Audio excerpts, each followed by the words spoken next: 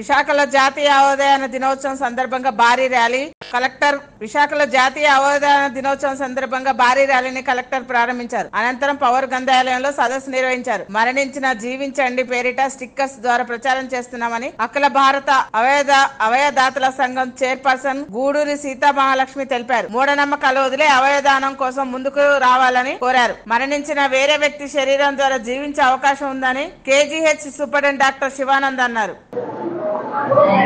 జాతీయ అవయవదాన దినోత్సవాన్ని చాలా ఘనంగా నిర్వహించుకోవడం జరిగింది అందరి సహకారంతో.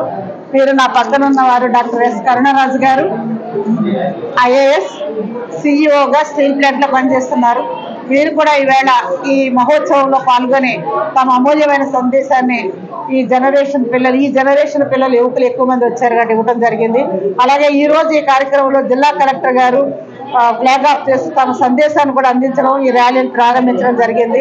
అట్లాగే ఇంకా అనేక మంది ప్రముఖులు ఈ సమావేశంలో పాల్గొన్నారు.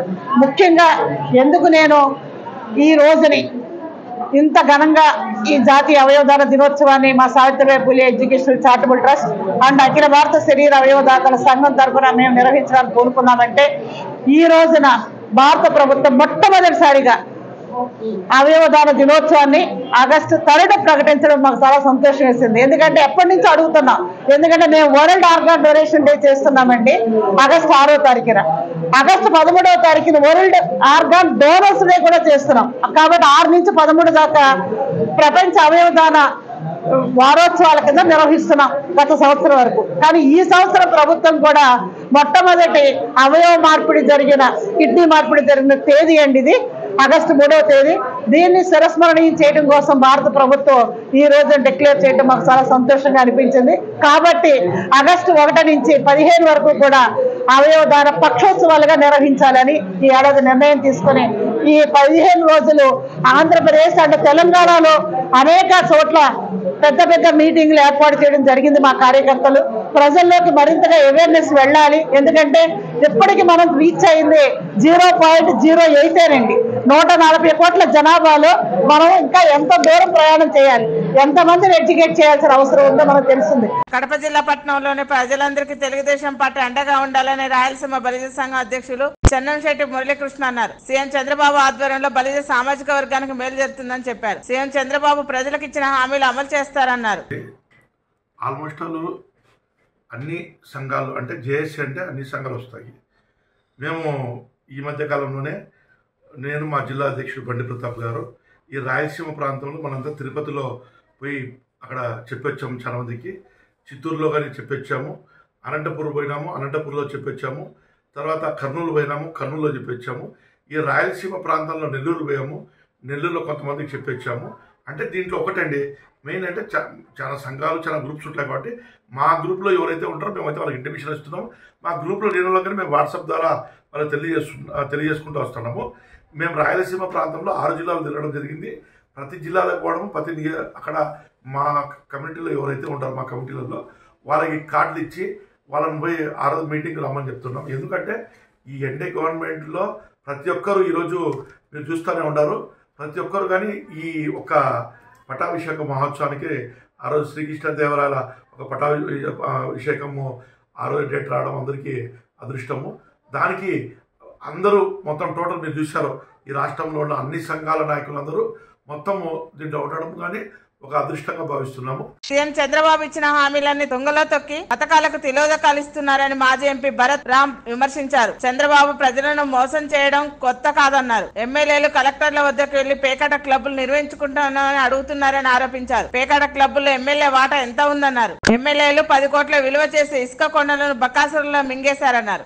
రైతులకి మరి తల్లులందరికీ కూడా అమ్మఒడి వచ్చి ఉండేది. మరి చేయూత సుమారుగా 25,000 రూపాయల సంవత్సరానికి దగ్గరగా అది ఇస్తానన్నారు. అది కూడా ఈ పాటికి అందుండే సందర్భాలు. పిల్లలు చక్కగా స్కూల్ యూనిఫామ్తో ఎంత టైడీగా స్కూల్స్కి వెళ్ళే పరిస్థితులు గుర్తినే చెప్పలా. పేదవారు పెత్తందారులని మరి ఇవాళ నేరుగా కనబడతా ఉన్నా. ఇది కాకుండా శాండ్ గురించి మాట్లాడారు. ఇసుక కొండలుండే ఏమైపోయినాయి నాయన ఇసుక కొండలు? బకాసురులాగా మొత్తం ఇసుక కొండలన్నీ కూడా మింగేసిన సందర్భాలు స్థానికంగా ఉన్న ఎమ్మెల్యేలు. ఇదే నేషనల్ హైవే పైన హుండాయ్ షోరూమ్ కానుకుని నాకు తెలిసి ఇసుక కొండ ఎప్పుడు కూడా నేను చూడలే, అంత పెద్ద కొండలు ఉండేవి. గత ప్రభుత్వంలో అవన్నీ కూడా స్టాక్స్ పెడితే 4 రోజులు తిరగకుండా బకాసురులాగా దాన్ని మొత్తం మింగేశారు. నాకు ఒకటి అర్థం కావట్లా, ఎక్కడికి వెళ్ళిపోయింది అది? ఫ్రీగా ఇచ్చారా? ఎవరికి ఇచ్చారు ఫ్రీగా? 4 రోజుల్లో ఫ్రీగా ఇచ్చేయడం ఏంటి? సుమారుగా 10 కోట్ల రూపాయలు విలువ చేసే ఇసుకని మరి ఎమ్మెల్యే స్వామిమాల వేసుకుని ఏ రకంగా మరి చేసాడు అనేది ఒక్కసారి రాజమహేంద్రవరం ప్రజలు ఒక్కసారి ఆలోచన చేయాలి. మోదీ కృషి వల్ల ఎస్సీ వర్గీకరణ జరిగిందని బీజేపీ ఎస్సీ మోర్చా జిల్లా అధ్యక్షుడు కోడి రమేష్ అన్నారు. బీజేపీ ఎస్సీ మోర్చా ఆధ్వర్యంలో బీజేపీ మంచిర్యాల జిల్లా కార్యాలయంలో మోదీ చిత్రపటానికి పాలాభిషేకం చేశారు. మాదిగ కులస్తులు 30 సంవత్సరాల కళ నెరవేరిందన్నారు. వర్గీకరణకు చేయడానికి ఒక కమిటీని వేస్తాం. తదుపరి వర్గీకరణకు మేము సానుకూలంగా ఉంటామని చెప్పేసి ఆనాడు నరేంద్ర మోడీ గారు చెప్పిన విధంగానే ఈరోజు హైకోర్టు నుంచి వెళ్ళి సుప్రీంకోర్టుకు పోయి అక్కడి నుండి రాష్ట్రాల వారీగా దీన్ని వర్గీకరణ చేసుకోవచ్చని ఆమోదం పొందిన సందర్భంగా ఈరోజు నరేంద్ర మోడీ గారికి పాలాభిషేకం చేయడం జరిగింది. 30 సంవత్సరాల సుదీర్ఘ పోరాటం మందకృష్ణ మాదిగ గారికి కన్నీళ్లు పెట్టుకున్నాడు. వేదిక మీద ఒక ప్రధానమంత్రిని కౌగలించుకొని అన్నా ఇక నువ్వే దిక్కు అని చెప్పేసి ఆ కౌగిలింతను అప్పటి రాముడు హనుమంతుడిలాగా భావించినటువంటి మా నరేంద్ర మోడీ గారు ఈ 140 కోట్ల జనాభాలో దళితులు ముఖ్యంగా మాదిగలు ఏ విధంగా ఇబ్బందులు పడుతున్నారని గ్రహించి ఏబిసిడి వర్గీకరణకు ఆమోదం పొందిన మహానుభావుడు. మరి ఇంతమంది ప్రధానమంత్రులు 30 సంవత్సరాల నుంచి మందకృష్ణ మాదిగ గారు పోరాడుతుంటే ఏ ఒక్క ప్రధాని గారి కూడా కళ్ళబొల్లి మాటలు చెప్పారు తప్ప వర్గీకరణను చేసేందుకు ముందుకు రాలేదు. కొంతమందిలో వ్యతిరేకత ఏర్పడుతుందని చెప్పి తెలిసినప్పటికీ నరేంద్ర మోడీ గారు ఏదైతే మాట ఇచ్చారో ఆ మాటకు కట్టుబడి ఈరోజు ఆ కార్యక్రమం చేయడం జరిగింది. దానికి ప్రత్యేకంగా భారతీయ జనతా పార్టీ ఇక్కడ మంచిర్యాల తరపు నుంచి మాదిగ సామాజిక వర్గం నుంచి కూడా మేము అతనికి ప్రత్యేకమైన ధన్యవాదాలు తెలుపుతున్నాం. అంగన్వాడీ వర్కర్లపై బెదిరింపులను నిరసిస్తూ ఈ నెల 5న కడప కలెక్టరేట్ వద్ద ఆందోళన సిద్ధమయ్యారు. అంగన్వాడీ వర్కర్లు, ఆశా వర్కర్లు, మధ్యాహ్న భోజన కార్మికులపై రాజకీయ నాయకులు బెదిరింపులకు పాల్పడడం దారుణమని సిఐటి జిల్లా ప్రధాన కార్యదర్శి మనోహర్ అన్నారు. చిన్న ఉద్యోగులపైన ఒత్తిడి చేసి రాజీనామాలు చేయించడం బాధాకరం అన్నారు. రాష్ట్ర వ్యాప్తంగా స్కీమ్ వర్కర్ల పైన జరుగుతున్నటువంటి దాడులు, దౌర్జన్యాలు, తొలగింపులను నిరసిస్తూ 5వ తారీఖున కలెక్టరేట్ వద్ద అన్ని కాన్స్టిట్యుయెన్సీలో ఆందోళన చేయాలని చెప్పి సిఐటి రాష్ట్ర కమిటీ పిలుపు ఇచ్చింది. ఇందులో భాగంగానే కడప జిల్లాలో కూడా 7 నియోజకవర్గాల్లో ఆందోళన చేయాలని చెప్పి సిఐటిగా పిలుపునిస్తూ ఉన్నాం. ముఖ్యంగా అంగన్వాడీ వర్కర్లు కానీ, ఆశాలు కానీ, కాంట్రాక్ట్ ఉద్యోగులు కానీ, చాలా స్కీమ్ వర్కర్లు చిన్న చిన్న ఉద్యోగులు వాళ్ళనందరినీ ఈరోజు తొలగించడానికి ప్రభుత్వం తీవ్రమైనటువంటి ప్రయత్నం జరుగుతూ ఉంది. దీన్ని నిరసిస్తూ ఆందోళన చేయాలని చెప్పి మేము సిఐటిగా చెప్పదలుచుకున్నాం. భద్రాద్రి కొత్తగూడెం జిల్లా బూర్గంపాడులో 80 లక్షలు విలువ చేసే గంజాయిని పట్టుకున్నామని పాల్వంచ డిఎస్పీ సతీష్ కుమార్ అన్నారు. సారపాక పుష్కరవనం వద్ద వాహనాలను తనిఖీ చేస్తుండగా గంజాయి స్మగ్లర్లు పారిపోతుండగా పట్టుకుంటామని తెలిపారు. కేసు నమోదు చేసి నిందితులను రిమాండ్కు తరలిస్తున్నామని చెప్పారు.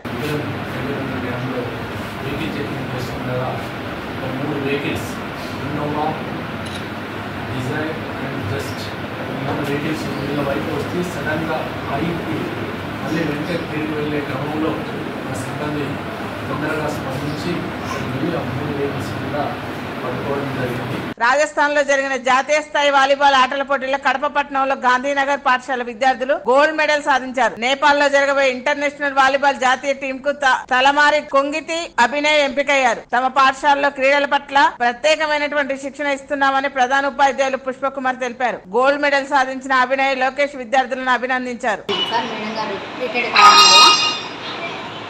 నేను వచ్చిన నుంచి మా స్టూడెంట్స్ని బాగా వృద్ధిలోకి తెచ్చి తీసుకొస్తాను అని నేను ఇప్పుడు క్రీడా పోటీలలో ఈ అబ్బాయి వెళ్ళి ఇప్పుడు అక్కడ నేపాల్లో పాల్గొనడానికి సిద్ధంగా ఉన్నాడు సార్. ఇతన్ని మామూలుగా శిక్షణ ఇచ్చింది ప్రసాద్ సార్ పొద్దున 6 నుంచి 8 వరకు సార్, మళ్ళీ ఈవినింగ్ 4 నుంచి 6 వరకు సార్. మంచి శిక్షణ ఇచ్చి మా స్కూల్కి అభివృద్ధి ఇచ్చినందుకు కృతజ్ఞతలు సార్. పాలకొల్లులో ఎంఆర్పీఎస్ ఆధ్వర్యంలో ప్రధాని నరేంద్ర మోడీ, సీఎం చంద్రబాబు, మందకృష్ణ మాదిగ చిత్రపటాలకు పాలాభిషేకం చేశారు. ఎస్సీ వర్గీకరణకు అనుకూలంగా సుప్రీంకోర్టు ఇచ్చిన తీర్పును స్వాగతిస్తున్నామని ఎంఆర్పీఎస్ నేత పసుపులేటి చిన్నిబాబు అన్నారు. మోదీ ఇచ్చిన మాట నిలబెట్టుకుంటున్నారని బీజేపీ నాయకుడు జక్కంపూడి కుమార్ చెప్పారు. మందమరిలో ఎస్సీ వర్గీకరణ తీర్పును స్వాగతిస్తూ టీడీపీ నేతలు అంబేద్కర్ విగ్రహానికి పూలమాల వేసి స్వీట్లు తినిపించుకున్నారు. వర్గీకరణకు మద్దతు ఇచ్చిన సీఎం చంద్రబాబు పెద్ద మాదిగగా చరిత్రలో నిలిచిపోయారని పార్లమెంట్ అధ్యక్షుడు సంజయ్ కుమార్ కొనియాడారు. ఎన్నేళ్ల పోరాట ఫలితంగా వర్గీకరణ జరిగిందన్నారు. భారతదేశం గుర్తించుకునే విధంగా చరిత్రను తిరగరాసిన మహా గొప్ప నాయకుడు చంద్రబాబు నాయుడు. మరి 2000 సంవత్సరంలోనే మరి ఎస్సీ వర్గీకరణ చేసి మరి ప్రతి ఒక్క దళిత బిడ్డ, వెనుకబడిన దళిత బిడ్డలందరికీ న్యాయం జరగాలని చెప్పి వారికి న్యాయం చేసిన గొప్ప నాయకుడు. మరి ఏబిసిడి వర్గీకరణ చేసి మరి ఆనాడు మందకృష్ణ మాదిగా మరి చంద్రబాబు నాయుడు కూర్చొని నిజంగానే ఎస్సీలకు అన్యాయం జరుగుతుందంటే మరి ఆనాడు ఒక జస్టిస్ని పెట్టి, రామచంద్రరాజు జస్టిస్ని పెట్టి మరి భారతదేశంలో అందరికి నిదర్శనంగా నిలబడ్డ గొప్ప నాయకుడు. జాతీయ జెండా రూపకర్త పింగళి వెంకయ్య జయంతిని విశాఖలో ఘనంగా నిర్వహించారు. వివేకానంద స్వచ్ఛంద సేవా సంస్థ ఆధ్వర్యంలో పాత నగరంలో భారీ జాతీయ పతాకంతో ప్రదర్శన ర్యాలీ చేసి దేశభక్తిని చాటుకున్నారు. పింగళి వెంకయ్యకు భారతరత్న పురస్కారాన్ని ప్రకటించాలని సంస్థ అధ్యక్షులు జహీర్ అహ్మద్ ప్రభుత్వాన్ని కోరారు. పింగళి వెంకయ్య కుటుంబాన్ని ప్రభుత్వాలు ఆదుకోవాలన్నారు. ఎస్సీ వర్గీకరణపై సుప్రీంకోర్టు తీర్పును తీవ్రంగా ఖండిస్తున్నామని మాల మహానాడు జాతీయ అధ్యక్షులు మంచా నాగమల్లేశ్వర్ అన్నారు. ఈ తీర్పును ముమ్మాటికి రాజ్యాంగ విరుద్ధమన్నారు. రాజ్యాంగానికి లోబడి సుప్రీం తీర్పులిస్తుందా అని ప్రశ్నించారు. అసలు వర్గీకరణకు సంబంధించిన కమిటీలో దళితులు ఉన్నారా అనే అనుమానం కలుగుతుందన్నారు. వర్గీకరణకు వ్యతిరేకంగా పోరాటం చేస్తామని ప్రభుత్వాన్ని హెచ్చరించారు. అసలు సుప్రీంకోర్టునైనా ఒకటే మాట అడుగుతున్నాను, రాజ్యాంగానికి లోబడి మీరు తీర్పులు ఇస్తున్నారా, లేకపోతే రాజ్యాంగాన్ని వ్యతిరేకించి లేకపోతే ధిక్కరించి మీరు స్టేట్మెంట్లు ఇస్తున్నారా అనేది ఒకసారి ఆలోచించాలి. అందరికీ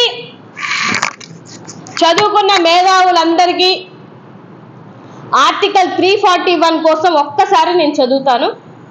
article 341 of the Indian Constitution authorized the president to declare certain caste clauses as the scheduled caste in a state of union and territory.